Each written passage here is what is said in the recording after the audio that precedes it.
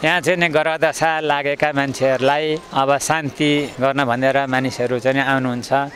उहाँहरूलाई चाहिँ अब हामीले सकेको अब नवग्रह योगिनी ग्रह उहाँहरूलाई कुन कुन ग्रह लागेको हुन्छ, मेरो यो ग्रह लागेको चाहिँ यसो गरिदिनुहोस् भन्नुहुन्छ। गुरुहरू भक्तजनहरू आउनुहुन्छ। विशेष गरिकन कार्तिक महिना र चैत महिनामा चाहिँ बढी भक्तजनहरूको यहाँ घुइँचो लाग्दछ। वर्षको अन्तिममा चैत महिनामा ग्रह कटाउने भनेर र कार्तिक कालो कार्तिक भनेर भक्तजनहरू आउनुहुन्छ। यहाँ आएर दर्शन गर्यो भने आफूमा लागेका चाहिँ ग्रह दशाहरू चाहिँ दोषहरू कट्छ भन्ने एउटा चाहिँ हाम्रो धार्मिक जनविश्वास छ र माथि गएर दर्शन गर्नुहुन्छ। कतिले बाहिरबाट अब घुइँचो धेरै हुँदा बाहिरबाट दर्शन गरेर यहाँ हामीहरू गुरुहरूसँग यसो स्वस्ति शान्ति गराएर जब पाठ गर्न लाउनुहुन्छ। कतिपय चाहिँ अब समय हुने फुर्सद हुने मान्छे बाहिर माथि नै गएर पनि दर्शन गरेर पनि आउनुहुन्छ।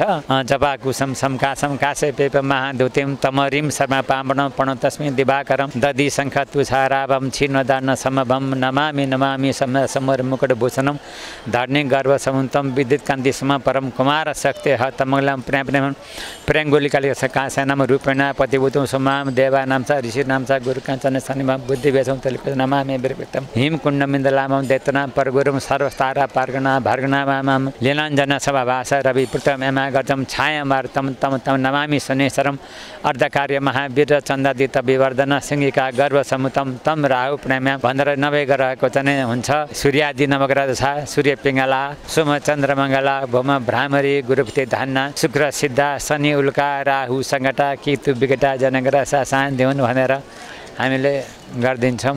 अनि भगवानमा आस्था राखेर गर्दाखेरि वास्तवमा भगवान चाहिँ सत्य छ। गऱ्यो भने हामीलाई चाहिँ त्यो चाहिँ प्राप्त हुन्छ। अहिले भलै हामीलाई केही दुःख भए पनि पछि चाहिँ हामीले सत्कर्म गऱ्यौँ भने पछि चाहिँ त्यसको फल हामी प्राप्त गर्दछौँ।